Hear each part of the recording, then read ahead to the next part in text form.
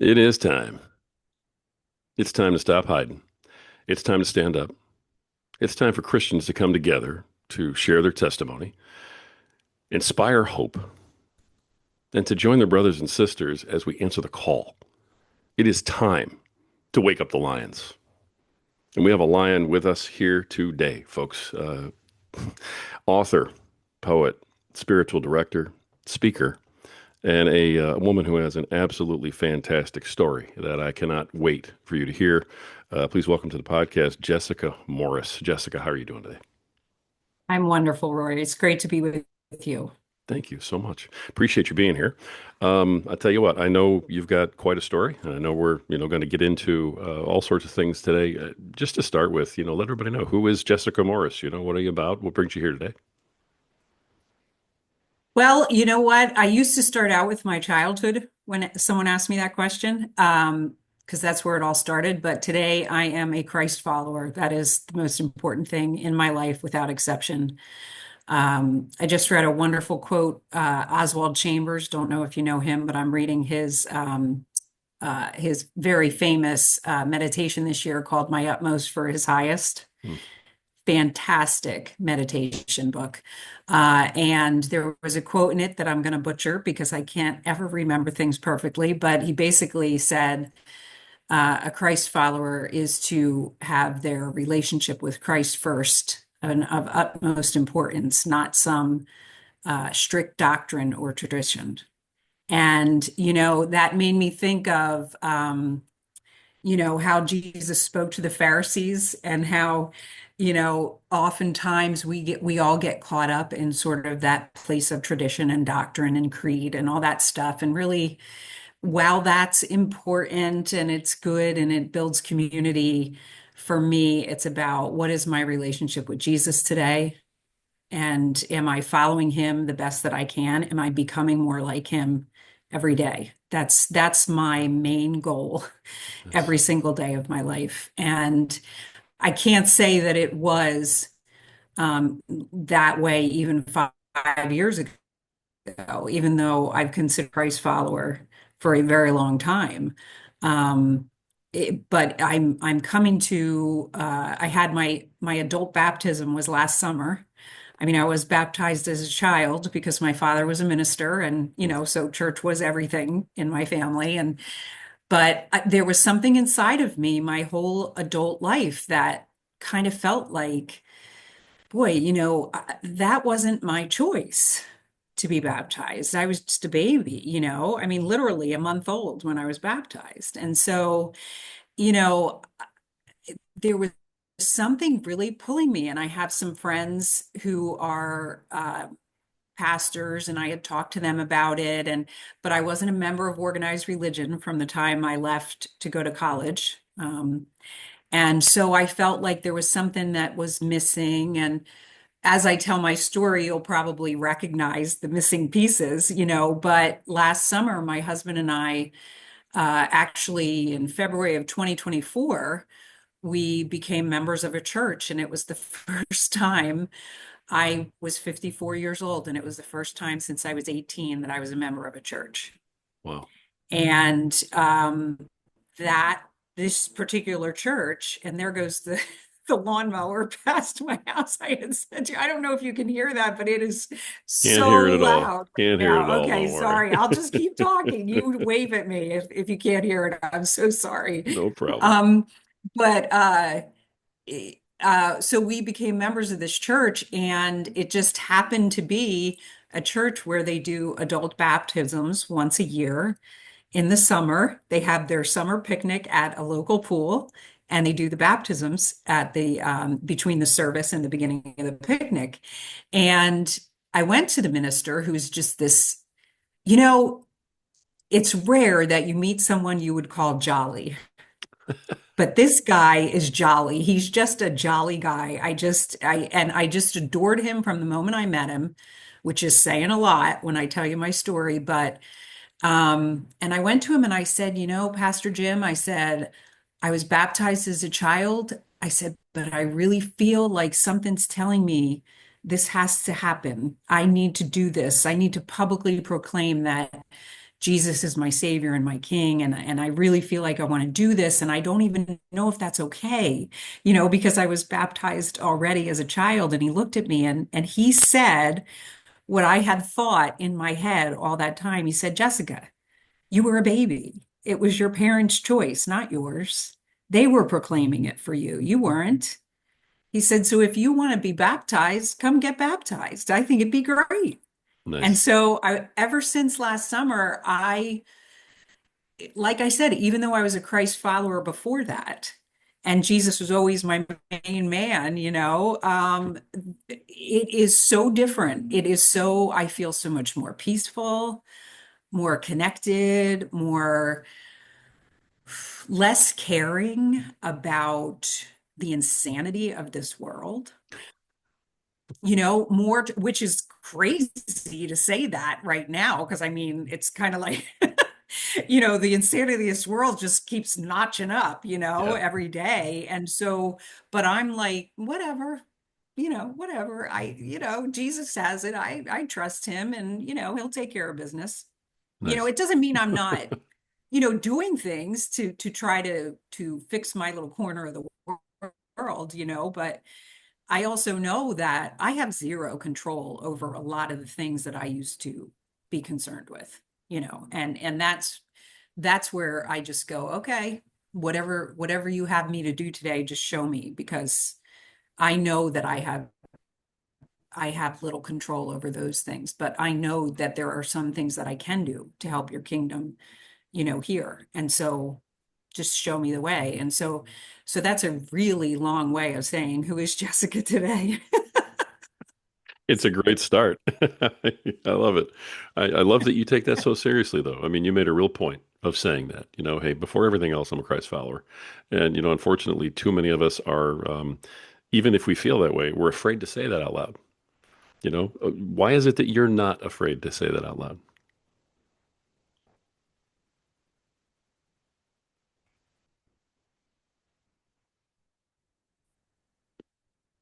I think because you grew up in the church, and my dad was a Methodist minister, and he was also a really raging alcoholic. And the people in our town loved that, because I lived in a very small town, and I mean, the word alcoholic wasn't even really muttered that much in the 70s. That's when I was growing up in the 70s and the 80s. And they found him in the middle of a cornfield in his car once. I mean, and that was hysterical. It was the big story that everybody told. It was so funny. You know, um, and so he was out there partying with the guys.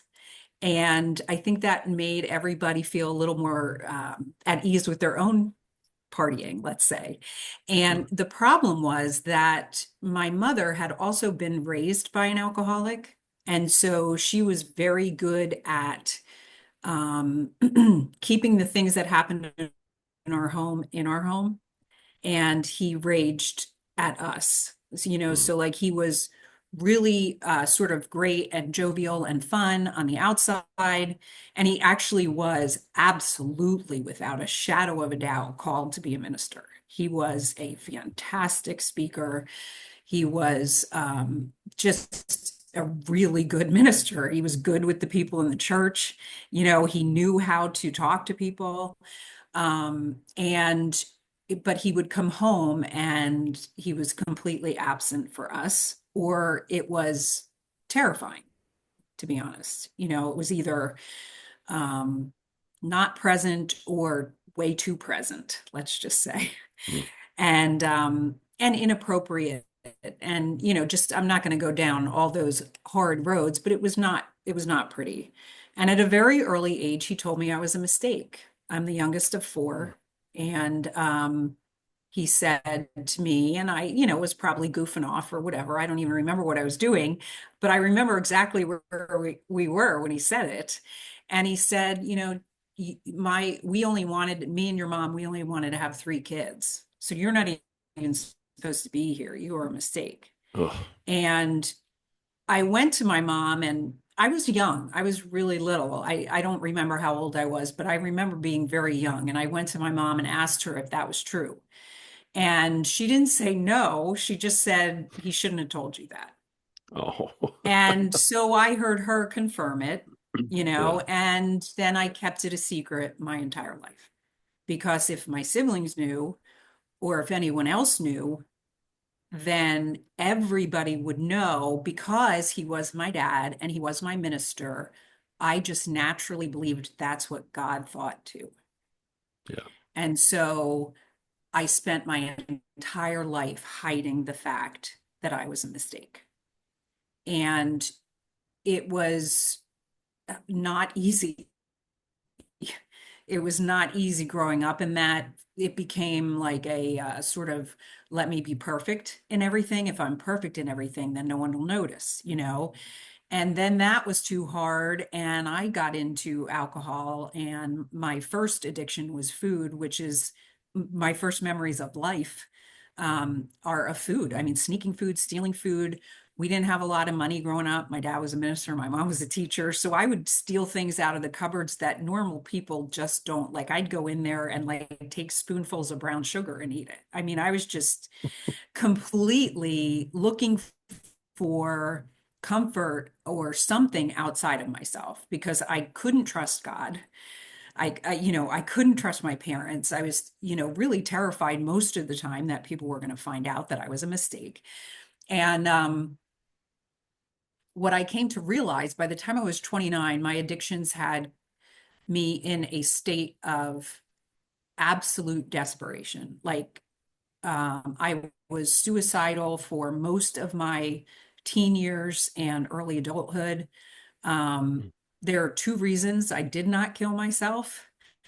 The first one was my older sister. She's 6 years older than I am, the oldest in my family. And she basically, I think she never said this, but I think she took it upon herself to make me not a mistake. She became like God's gift to me, really. She took care of me. She took me everywhere with her. I was like her, I was her baby. She took me everywhere with her. When she started to drive, I went to the mall with her and her friends all the time. Like, I mean, she drugged me around everywhere. God bless her for it too. And today, to this day, we are just the best of friends. And I'm so, so grateful for her. And I remember standing in the bathroom with a razor in the house we lived in when I was in high school. And I was just like, I couldn't take it anymore. Of course, the boy I liked didn't like me and all that stuff. I was in this major high school depression and and I thought of her at my funeral. Hmm. And I Wow. was like, I can't do this. I can't do this to her. And so I didn't, thank God. And then I got into recovery. No, wait, the year before I got into recovery, my sister came to me and had a talk with me. She had like a mini intervention with me. And she said, I am not going to watch you do to your life what our father did to our family. I'm sick of watching you in this, and I don't know what you're going to do about it, but I'm stepping back. And I know that was hard for her. But it was devastating to me because, like I said, she was pretty much all I had a lot of the time. And at that time, I had adopted a cat from, like I rescued a cat. I didn't rescue her at all. Wait till Hmm. you hear this. So it was a year later till I got into recovery from the time my sister said that. But it wasn't long after that that the depressive suicidal thoughts started to come again, and like I'm gonna just end this.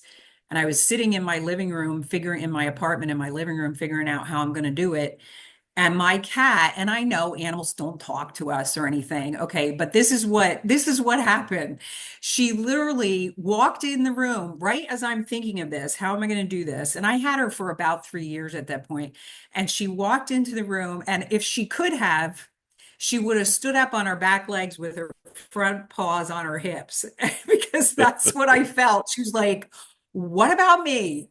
Who's going to take care of me if you do this?" And it was the first time in my life that, because I never babysat, I never Like I never took care of anybody my whole life.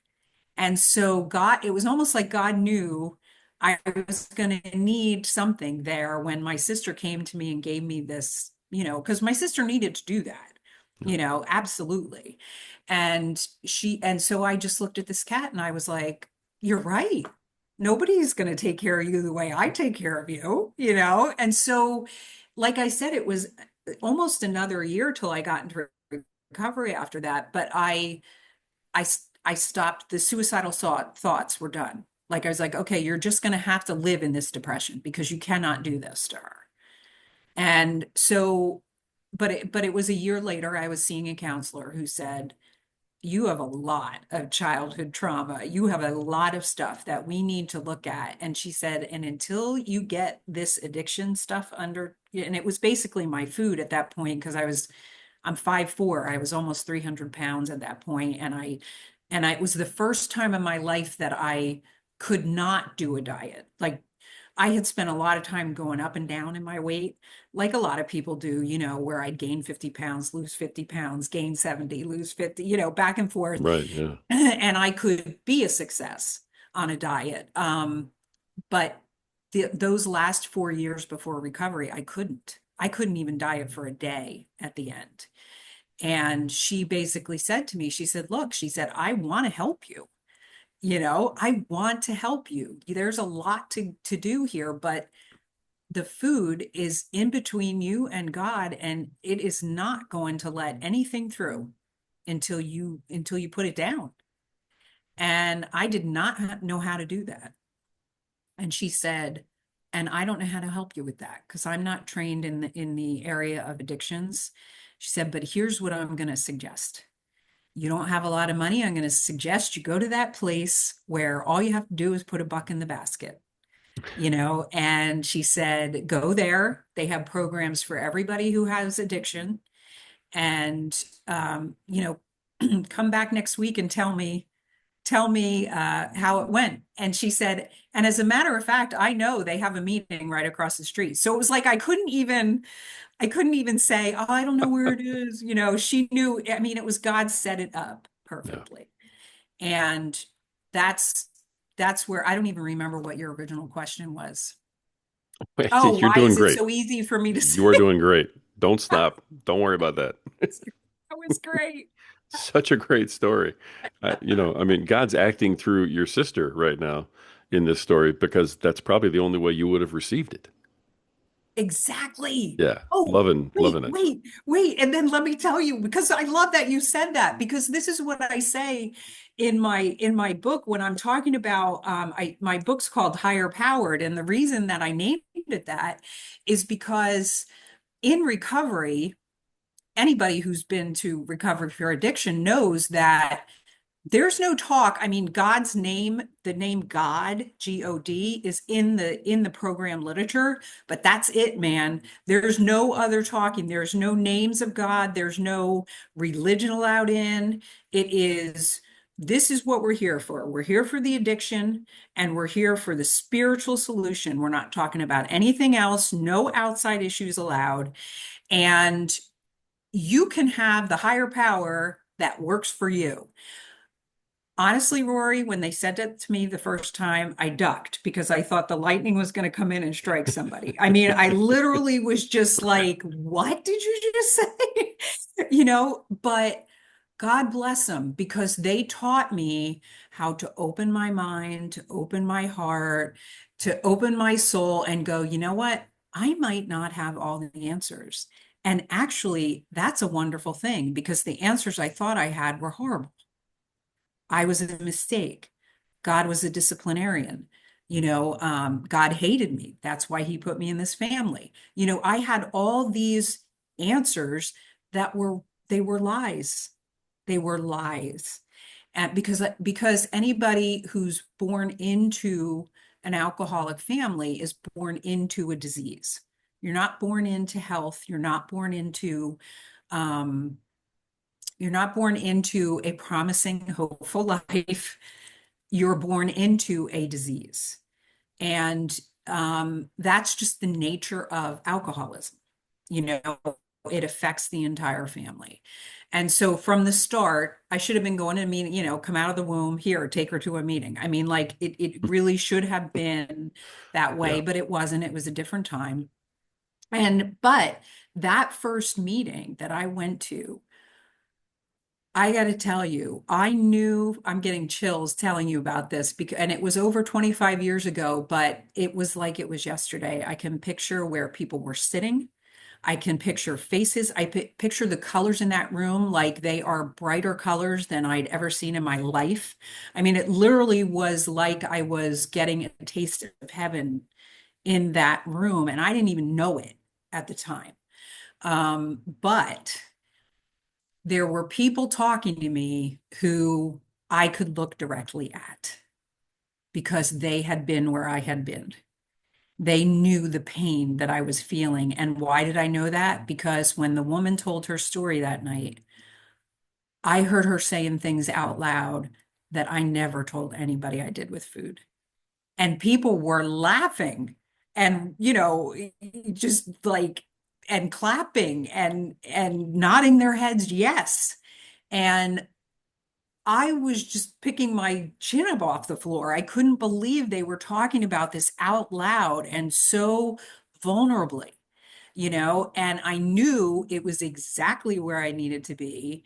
And I couldn't wait to get out of the room because it was terrifying too, kind of like, oh my God, what are they going to make me do now? I can't ever have ice cream again, like, And so I just wanted out because I couldn't stop crying and I didn't want everybody to see me crying and I just wanted out. And I was making a beeline for the door. And this crazy woman who I eventually actually refer she's in the meeting in heaven now because she's passed on, but she's my old timer that I go back to over and over in my head. And she came after me and she said my name and which shocked me. I mean, I had my back to the door. I was almost at the door and I heard my name and I turned around and I looked at her and she said to me, um, did you hear anything? Did you hear anything that you could relate to tonight? And I knew she knew the answer, and I said, yeah, absolutely. I did. I heard a lot. And she said, do me a favor, please come back. That's all I'm asking. Just come back. And I was like, now I have to go back because this lady's asking me to come back. Right. But that was Jesus, because earlier in my life, when I was in my addiction, he did come to me. Oh my God, Rory, there's so much to tell you. I can't believe I didn't tell you this already. Um, I was about a year or so out of college. So it was about 6 years before I found recovery. And I was at a party. I went back to my college to party with my friends there who were still there because that's what really professional grown-up people do. They go back to their college and they party there, so I was at this party and it was freezing cold. And I went outside to have a cigarette and I was the only, I mean, it was so cold, nobody was outside. And I'm standing outside having a cigarette and the sky was absolutely clear, a million stars. And it was so beautiful. And I couldn't see the beauty in it. I just started yelling at God, like, all my friends are getting married. I don't even have a boyfriend. Look at my life. It stinks. I don't have a job. Like, I mean, blaming everything on God because, it's all his fault. I don't have anything to do with it. And I remember saying, when is it going to be my turn? And the next thing I remember is this in the middle of this freezing coldness, this warmth just sort of come over me, which, if you're a drinker, sometimes it happens. So I was like, but it felt different. It felt different. It felt really nice and comforting. And I knew with every ounce of my being that if I turned to my left, I would see Jesus standing right next to me, standing there, not an apparition, not the Holy Spirit, Jesus, the physical human being, was standing there. And if I turned to my left, I would be able to hug him. I would be able to look into his eyes. And I turned to the right and ran back into the party. And the reason I'm telling you that is twofold. One, because he knew I couldn't look at him. He knew that his beauty, his glory, his love was way too much for me at that point. He was just letting me know, I'm right here. I'm right here. I didn't know that then. In fact, when I ran back into the party, that was the last time I thought of that moment until I was sitting in seminary almost 15 years later. Wow. Almost 20, no, 20 years later. I had completely blocked it from my memory. Um, but so the first is because those women in recovery became Jesus for me. He got to me through them. He used my addiction. He used the hell that I was living in to his advantage because he knew these people would be able to talk to me on my, on the same level with me. Because I held him at, like, I was terrified of God, but I always loved Jesus because I thought Jesus understands me. I mean, he was God's whipping boy. That's how I looked at it. And so he understood what it was like for his dad to abuse him. He understood what it was like to be hated by people. He totally understood where I was. So I loved Jesus all the time. And then the other part of it is that those years between when that happened and when I hit recovery were really the reason I came to the idea for my book, which is this idea of a personal eschatology, meaning eschatology is the study of the end times. Right. And so the idea came to me when I was in seminary. What if Jesus was speaking metaphorically about his second return? What if he meant, I'm going to come back for you?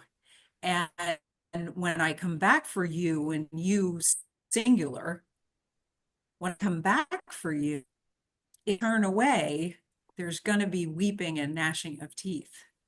There's going to be fiery damnation. Hmm. It's not going to be good, right? I mean, he's pretty clear that when he comes back, if you've turned away, it ain't going to be pretty, right?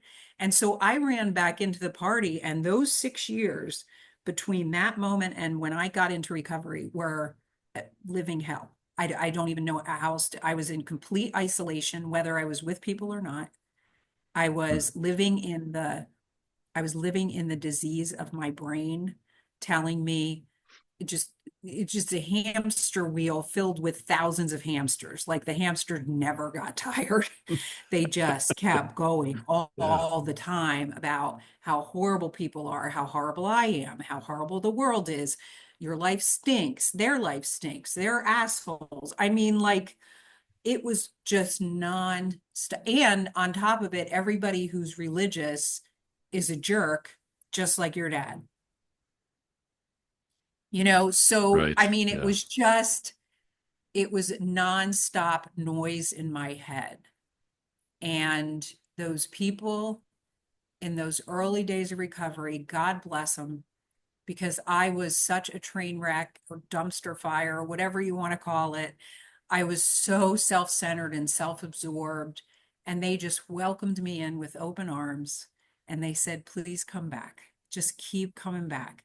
Surrender to something. It doesn't have to be that God, that scary God of your childhood. Make it the community of people here. Not one person, of course. Don't make it one person. Right. Just make it the community, the collective group, knowing that if you surrender to this and you surrender to something greater than yourself and you start giving back right away, even when you feel like you have nothing to give, it's going to work. And it's a paradox because I don't know how it works. It just works. The more I give, the more I get back. And it blows my mind. And I'll just stop talking right there because I feel like I've been babbling and I'm like, I don't even know if I'm answering your question.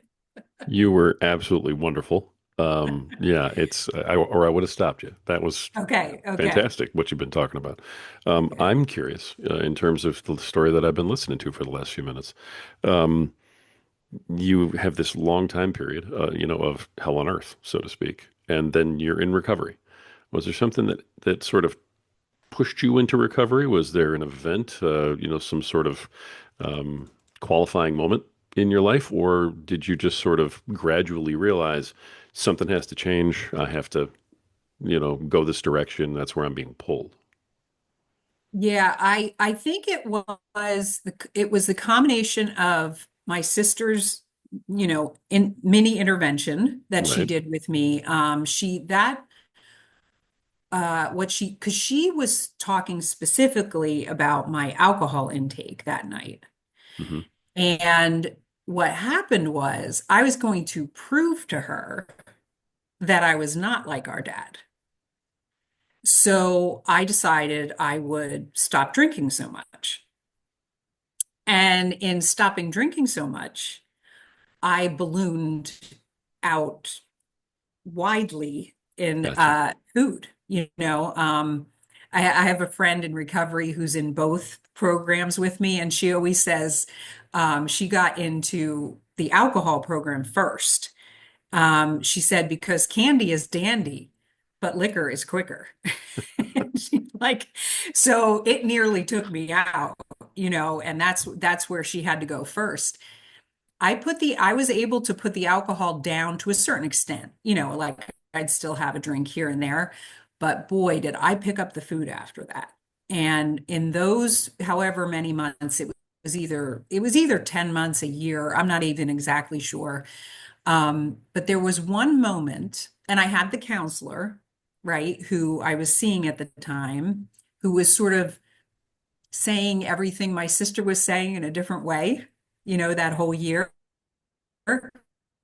But there was this moment. I think that this is probably what put me over the edge.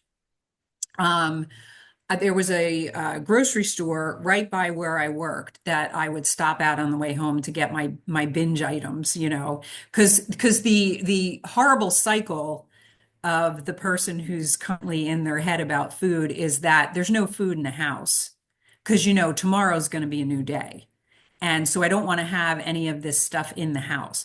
So I'd always have to restock every day. And so I was driving home from work one day and I stopped in this grocery store. I thought I'm just going to get like some cookies or something. I just need some cookies, I don't know why either that I thought cookies that night because it wasn't even one of my favorite things to binge on. But I remember I'm standing in the cookie aisle and I'm thinking to myself, there is nothing here that is going to do it. Like nothing. And I was literally like a statue in that aisle for I don't know how long. I could not move. I mean, I thought there's nothing here I want. I don't want any of this. It doesn't even look good. And then I had this horrible thought. I can't leave unless I buy something. I have to have something tonight, but nothing's going to do it. I mean, and it was at that moment, I think that the disease turned on me. The disease of addiction had been my best friend for my whole life. And now it's going, guess what? I don't want to deal with you anymore. I'm not going to do it for you anymore. You're on your own. And yet I still needed it. And I remember I went through then the robotic motions of getting the things that I used to binge on all the time. Like I just went to the frozen pizza section and I got a bag of chips and I got my stuff and I left. But I don't ever remember enjoying eating after that. Like I still did it because I had to. Like it was what I call the disease of no choice. Like I had to do it. I was a slave to it. Yeah. It was the only thing I knew. And it was, oh my God, it was so miserable. It was so miserable. And as miserable as it was when I got into recovery and my first guide in the program suggested a food plan. Oh boy, did I fight back. I was like, yeah, but I can have that. I can do that. I can do that. Da, da, da. And I remember I was going on, and she goes, um, would you be willing to try something different? You seem to know a lot about calories and fat grams and exercise, and that's great and all. But if that was working for you, we wouldn't be having this conversation. So how about you just do what I'm suggesting just for a little while and see what happens? And there you have it. Yeah. Nice. Yeah, Well, God certainly put the right people in your life at the right time. You know, absolutely. I'm curious too how most folks who are in the position that you're in, especially when the pain at the very beginning is coming from a father figure, and the father figure is sort of connected with the church, the image of God, so on and so forth. How did you, through your recovery, get past the um, why is why is God doing this to me type of thing? Why did He let this happen? Where too many people end up blaming God for everything because hey, if you were such a great person, why would this have happened? And that sort of conversation, right? Right. Yeah. Well, that was again, you were answering the question before you're asking it. God just kept putting different people in my life exactly when I needed them.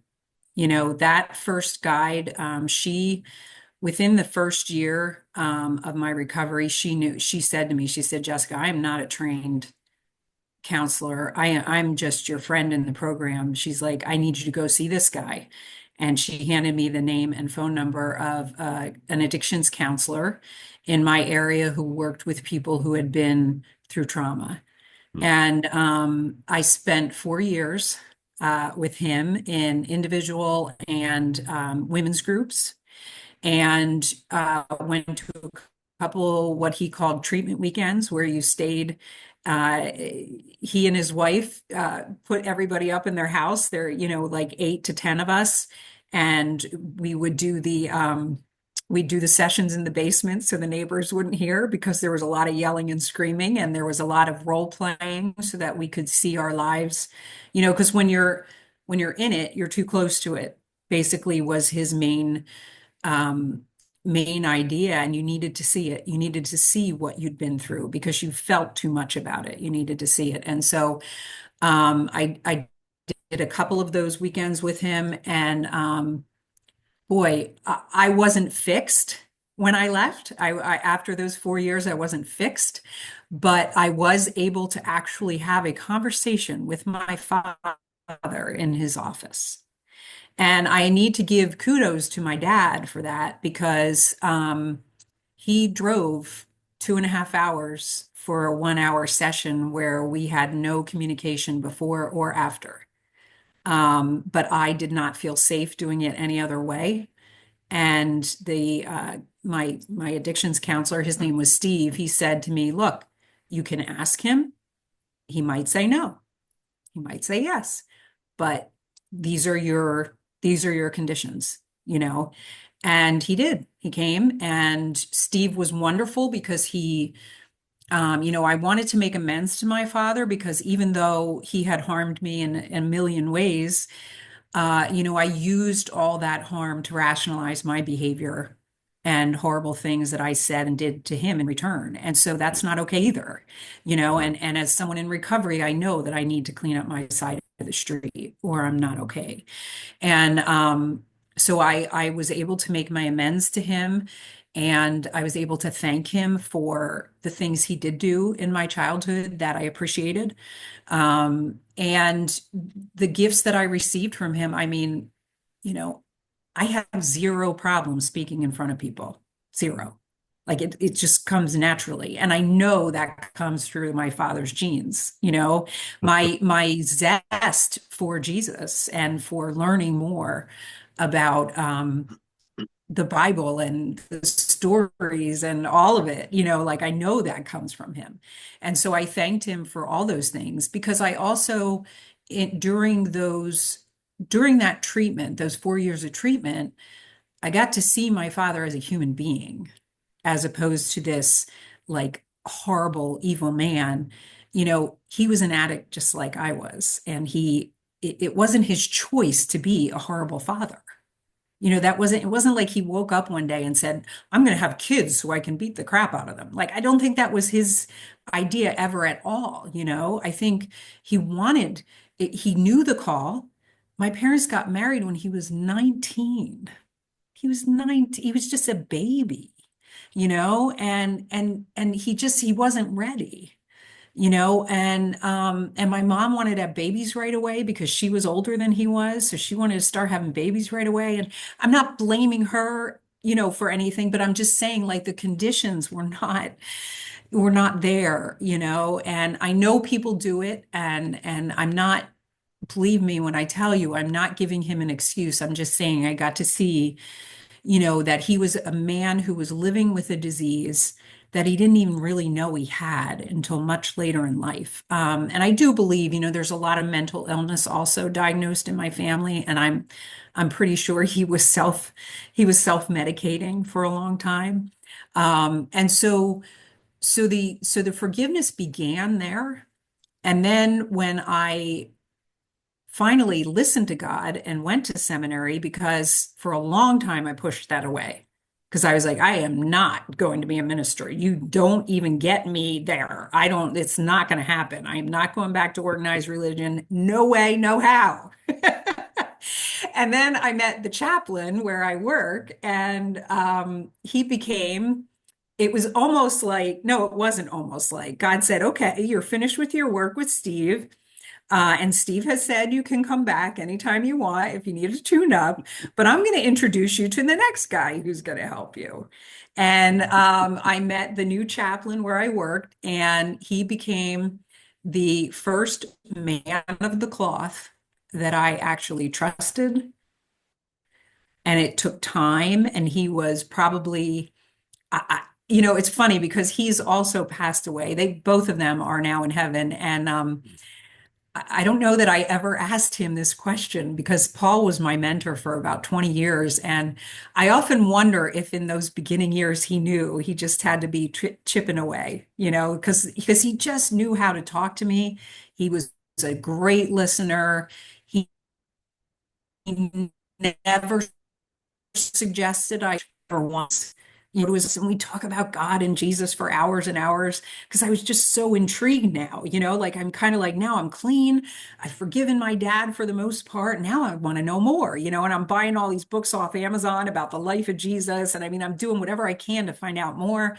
And Paul's given me books. He's like, read The Meaning of Life by Viktor Frankl. And then he's like, give me all these different books. And and then finally, one day we were sitting at lunch, and I said, I think I want to go to seminary, but that sounds so crazy, because I'm not a member of a church. I really considered my recovery community, my church. They understood me, they got it, they loved God. Yeah, I couldn't talk about Jesus in the rooms because, that was an outside issue, so to speak. But I also had a pastor friend in recovery who used to say to me, God love him, he used to say to me, Jessica, the person next to you might not know it, might not know that Jesus is sitting in the chair in between you, but he is. So just be happy knowing that he's there, and you don't have to convince the other person that he's there. And so I would, kind of giggle about that when I was in meetings, but I really wanted to get to somewhere where I could just talk about Jesus openly all the time with people. And so, Paul said to me, he said, Jessica, you don't just go to seminary if you want to be a minister. There's other there's other reasons to go. You can just get your master's in theology. You could just become a counselor, a pastoral counselor. There's all kinds of things. And so I started looking into it. And the seminary that's about an hour and a half away from my house, um, they had a program for spirituality, spiritual formation. And I thought, I'm going to at least go to an open house and just check it out. And so I went, and I'm not kidding when I tell you this. I walked in the door, and there was the counselor that sent me to recovery 15 years later. She had moved out of the area almost like a month after I got into recovery. I never saw her again.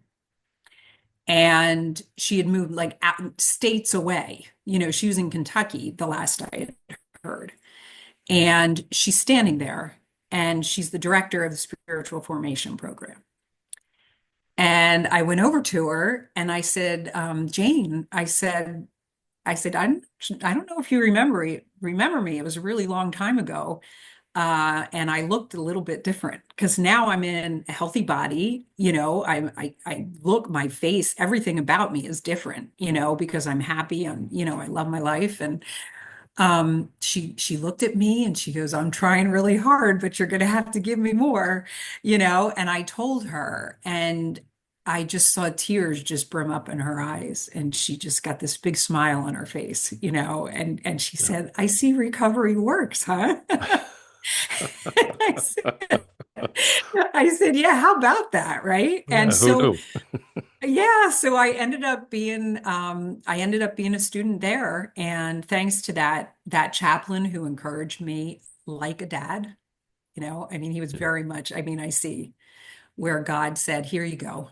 I'm going to give you somebody because he and his wife had no children, and they just they took on so many people who were, orphans in this world, who just needed somebody to love them, and encourage them in that way. And just absolutely beautiful man, who I don't feel like I owe my life to anybody but God, but I do believe that through these people, he helped me, and I that's one of my thank you prayers every night. Thank you for the people you put in my life who helped me find my way to you because, without them, I don't know where I'd be, And so I think that was, I don't even remember what the last question was, but We're past questions. We're just in story mode. It's questions are over. No, I love it though. It's an amazing story, and you can see, at every step, where God actually just interceded in your life. A lot of folks who have been through things like you have, when they come through the other side, then they kind of stop and they look and they go, all right, why? Why did God put me through this? What am I supposed to be doing with all of this?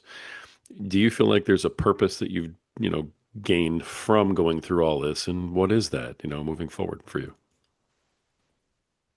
it is, hmm, yeah. I, well, first of all, there's no such thing as mistakes. Okay. There's no mistakes in God's world. No matter how convincing people are when they tell you that, there's no such thing. That counselor I told you about reframed what my dad said to me. He said, Jessica, he said, your dad said you were a mistake. Your mom confirmed it. These two people, these two human beings that had the physical being to make you present, let's say. Okay. Neither one of them wanted you here at that time, right? And yet here you are. Hmm. He said, gee, I guess somebody else really did want you here, huh? And I was like, oh, he goes, maybe you need to start thinking of it that way. You are here for a purpose. You may not know what it is right now, but you're here and God wants you here.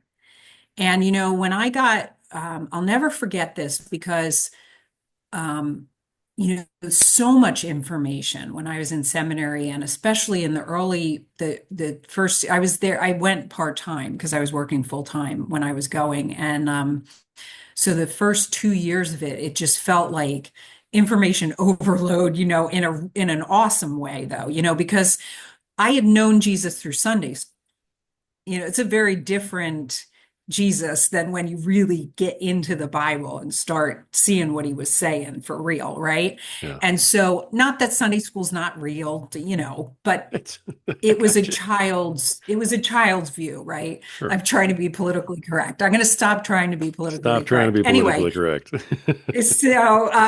so I'm learning all this stuff, and I had a professor for my Intro to New Testament class who was a pure academic. He wasn't raised in the church. He wasn't a minister. He was just a PhD, not just a PhD. That's a big deal. He was a PhD in theology. And so he was my Intro to New Testament professor, and he was all academic. He was reading it he was reading the Bible from a history account, from a theology account. He was very methodical. And so I was getting a very different look at things. Like, for example, and this is just one example I'll give you, but it'll kind of sum up, the whole thing. He said, when we got to the book of Revelation, everyone's like, oh, here we go, and he said, listen, I'm going to tell you something. Let's not be afraid.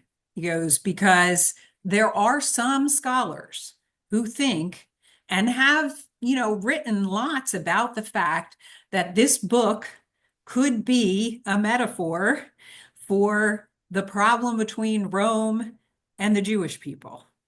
So let's just everybody take a look at it from that point of view, meaning that, God was going to overtake Rome, not necessarily the world. Okay. Hmm. And so I thought to myself, wow, well, that would take a lot of the fear out of it, wouldn't it? I mean, because when you read that book, you sort, well, at least for me, I spent a lot of time going, geez, I'm going to be in that bit of fire, at the end. I don't see this working out well for me, because I did some pretty awful things when I was in my addiction, And so I was kind of like, okay, I'm on board with this. Let's do this, right? And one of the other things he said was, um, there was this people called the Jesus Seminar. I don't know if you've ever heard of them, but they're a bunch of theologians Hmm. who talk about the things Jesus said and determining what he actually said. And one of the ways, and it's much bigger than what I'm saying here, I'm just giving you like a piece of it. Sure. But one of the things that they said was that if you want to know if Jesus really try to find it in more than one gospel. If you can find it in more than one gospel, he probably said it because then more people are writing it down, right? And if you look at the four gospels, the Gospel of John is pretty different than the first three. Matthew, Mark, and Luke are what they call the synoptic gospels. They are very similar. They tell a lot of the same stories, a lot of same Jesus sayings are there. And then the Gospel of John is much more like from a God is love. Um, it's a much more feeling gospel. Okay. Okay. And it doesn't have a lot of those same sayings in it. And I read now, that's how he said it to us, right? What I heard was, don't read the Gospel of John because there's nothing in there that Jesus said.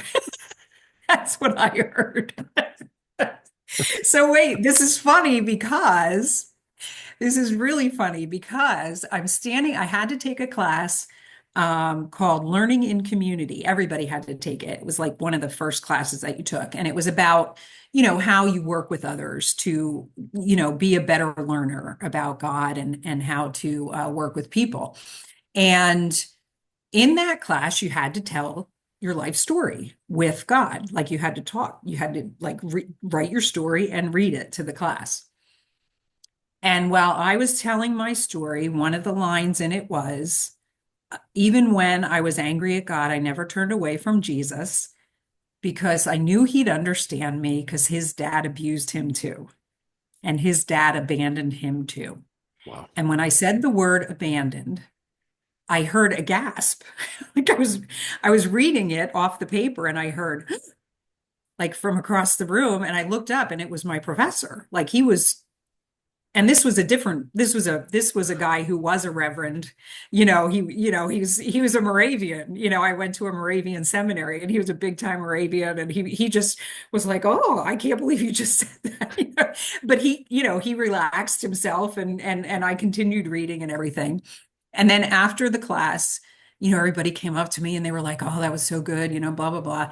And everyone's leaving and I was the last one to leave the room and there's my professor standing at the door waiting. And this guy at this point, and I've said this to him, so I'm not saying anything that he hasn't heard before. I didn't trust him at all at this point because number one, he was happy. And number two, he was a minister. So I was still having issues with ministers and happy people at this point, right? Like there must be something behind all that, right? And so I was kind of suspicious of him. And he said to me, it was very interesting what you said in your story there. And he said, I'm wondering, you know, have you ever read the Gospel of John? And now this is the same semester that I have that other professor, who just said what about. Right. And I then educated this man standing in front of me who was a PhD and a reverend. I educated him on the New Testament and how, I'm not going to read the Gospel of John because, and I see that you're laughing because it's hilarious now, and it is, it's funny now. And he just stood there and he smiled and he waited for me to finish. Hmm. And then he said, would you do me a favor? He said, would you read the Gospel of John just for yourself? Not for school, just in your morning time, maybe one chapter at a time. Just take it slow. There's a real love between father and son in there that I think you need to see. And with that, he turned around and walked away. He didn't make me promise. He didn't. And I just stood there, like, sort of like, now I have to do this because this guy's asking me to do it. And I'm just standing there, and he turned and he winked and he said, you're not going to be sorry. I promise. And it is basically the gospel that I use to tell my story about personal eschatology. Okay, there you Because go. what I found there was everything that I needed. The conversation between Nicodemus and Jesus about being born again. I used to hate the line, for God so loved the world that he gave his only begotten son, because people held it up in football stadiums and it was just so overused. And I just was like, oh, they don't even know what it means. And guess what? I didn't know what it meant, and I never looked at the verse that comes right after it. I didn't come into this world to condemn the world. I came to save the world. There's no condemnation in me. I mean, and it's your choice if you want to go down that road, right? It's your choice. If you want to go down that road of condemnation, have at it. But that's not what I'm here for. I'm here to save you. And it blew my hair back. It really blew my hair back. And I to the, I couldn't see it that day, but in hindsight, I can picture that moment with that professor. And I got to tell you, Rory, there was so much light coming out of him. Wow. Sorry, it gets me. There was so much light coming out of him that day. It gets me every time I think about it now.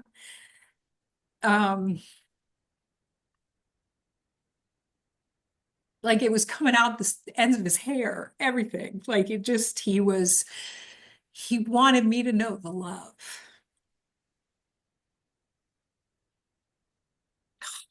Sorry. Not at all. Uh, Not at all. and it's amazing to me, and I guess this is part of the reason I tell this is because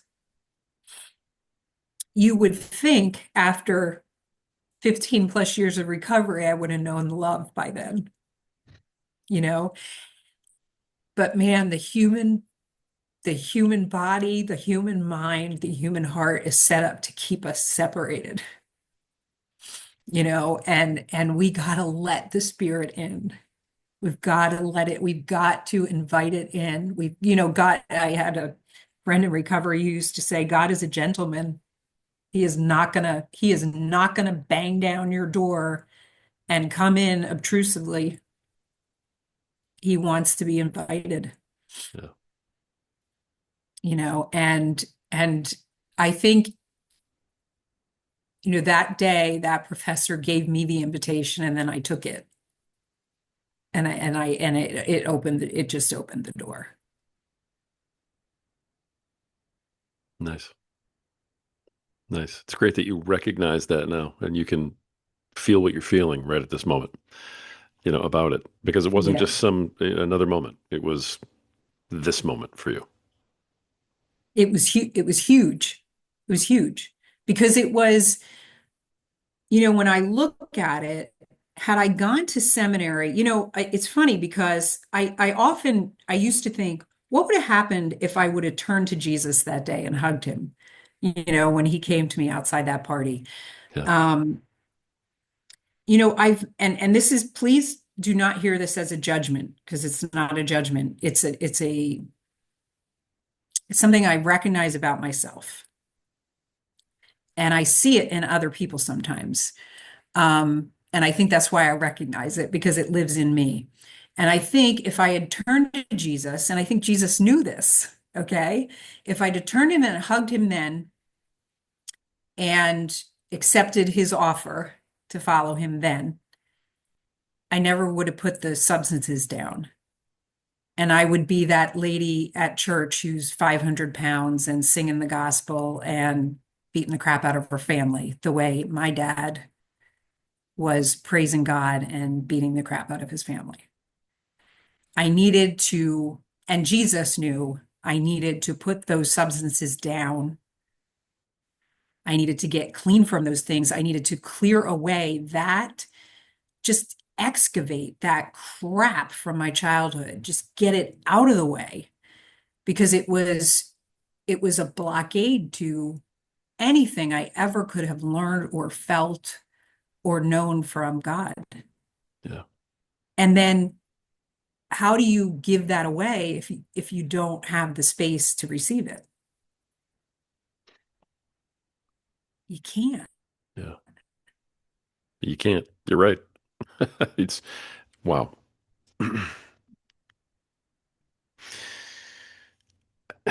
You hate to say something like everything happens for a reason because that's just so unbelievably trite. But the fact of the matter is that you got what you needed, you personally, what you needed, and that's something that he knows somehow. I Yeah, don't know. I don't know how either. But that's so because clear. he's the master craftsman. Yeah, he definitely has an advantage.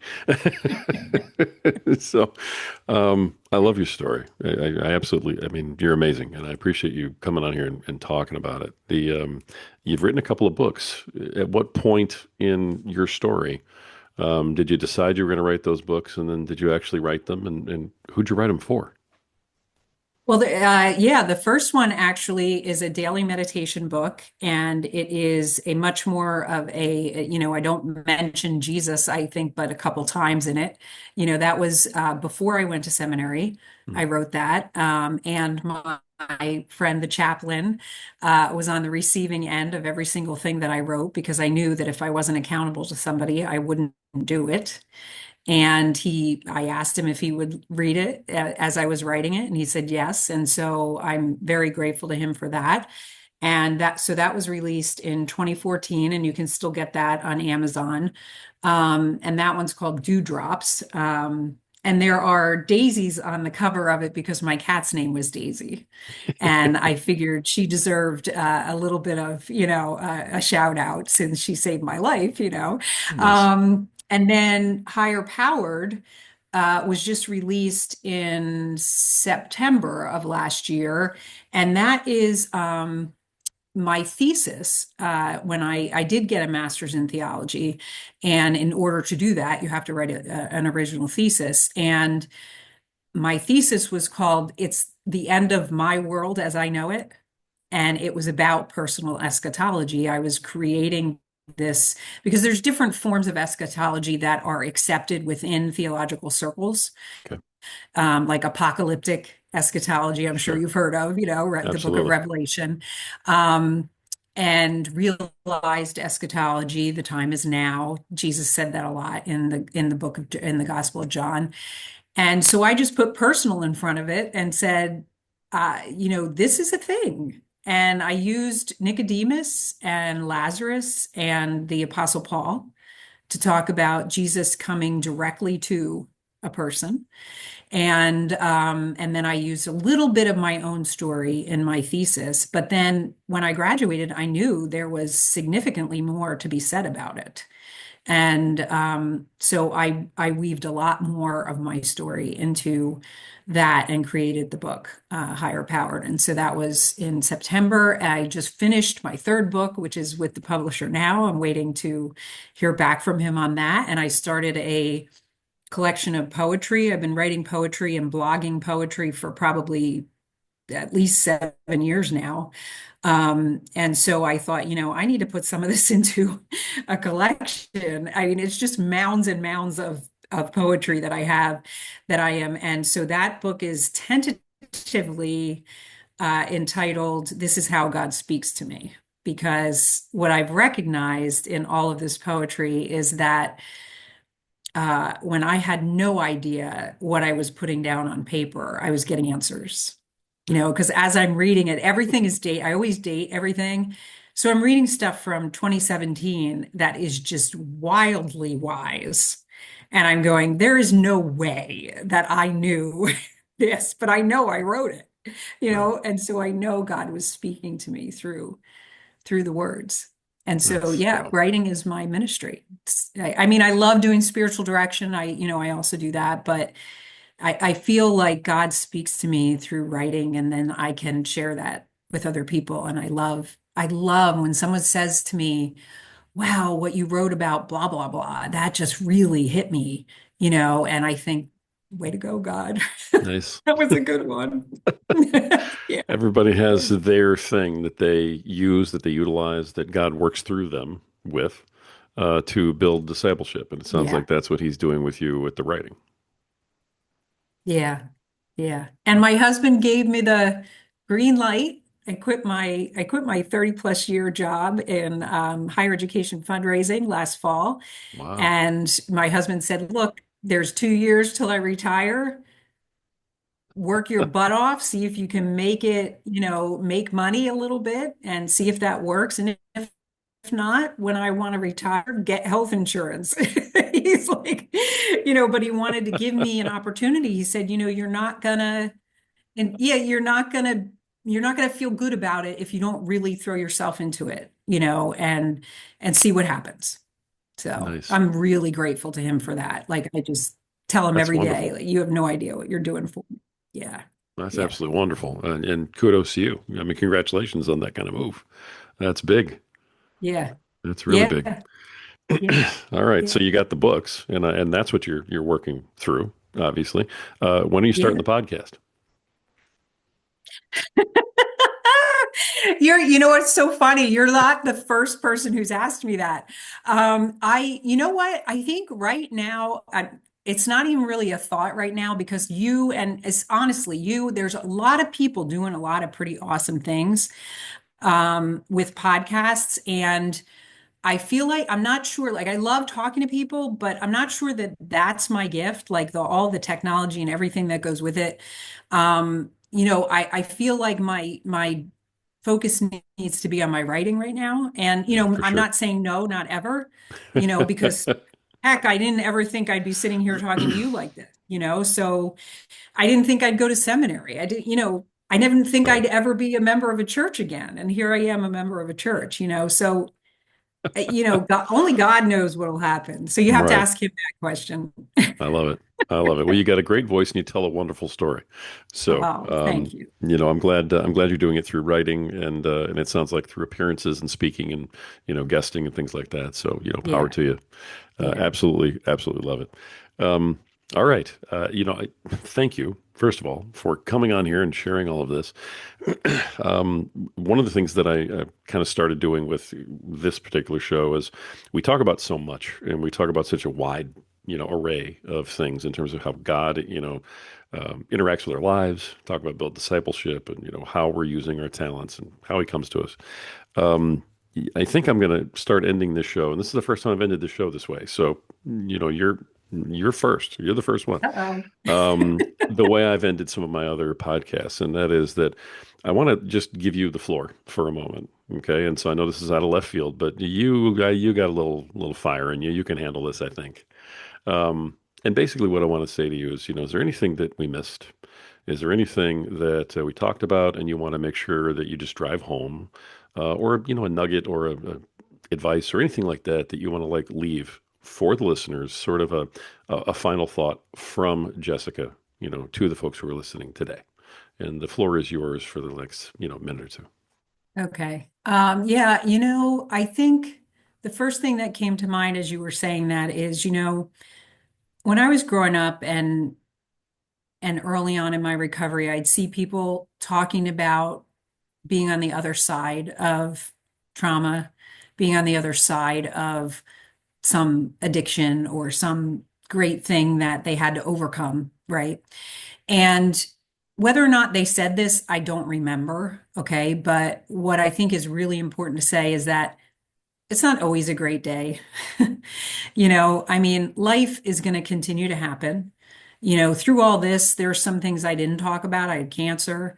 My husband and I separated for 3 months, because he went into well, we both were having issues in our recovery, and it was not working. And when we came back together, God was the center, so now it works.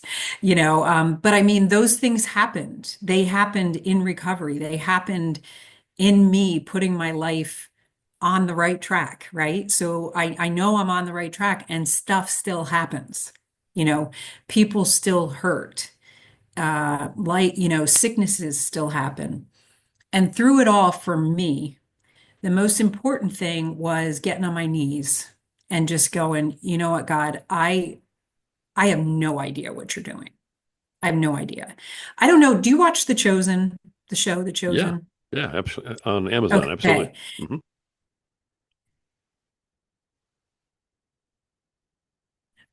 Well, okay, a lot of what they're doing right now is just it's awesome. I love the show, and I can't say enough good about it. But in this season that they just released, they do the Last Supper, and at one point, Jesus, we all know the story of Last Supper. Jesus says to them, I'm going to wash your feet. And they all start arguing with him. They're like, well, la, la, la," and you hear all these voices, and you can't do this. No, master, la, la, la. They're all, yeah. And he just like puts his shoulders down and he goes, all right, look, just this once, just this once. Could you just not argue?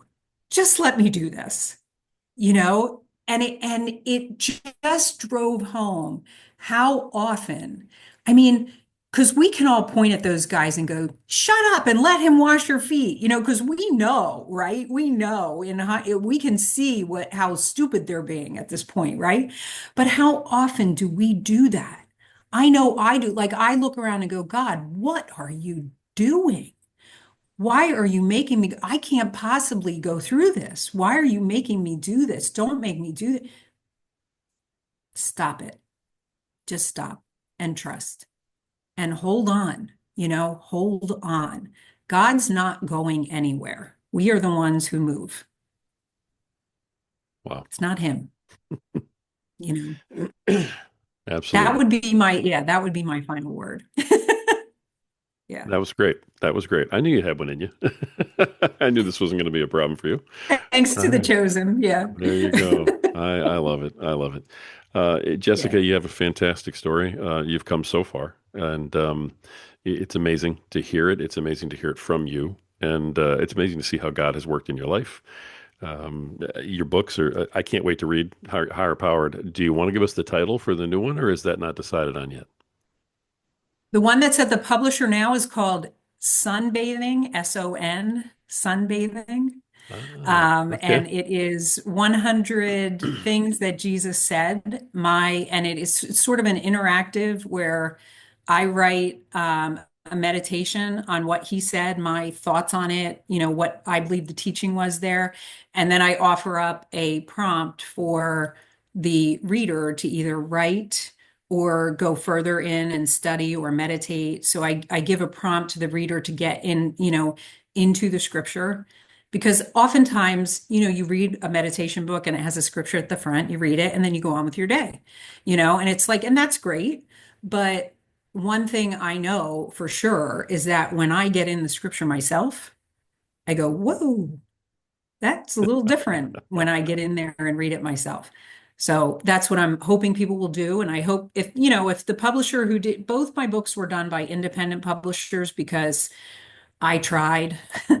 I tried to get the biggies, to welcome me in, and yeah, I couldn't, and it was a nightmare. And I found these independent publishers that were willing to take me on, and so sunbathing is with the guy who did Higher Powered. So we'll see what he has to say about it, and if he doesn't like it, we'll go somewhere else and see what they have to say about it. So Nice. yeah, Nice.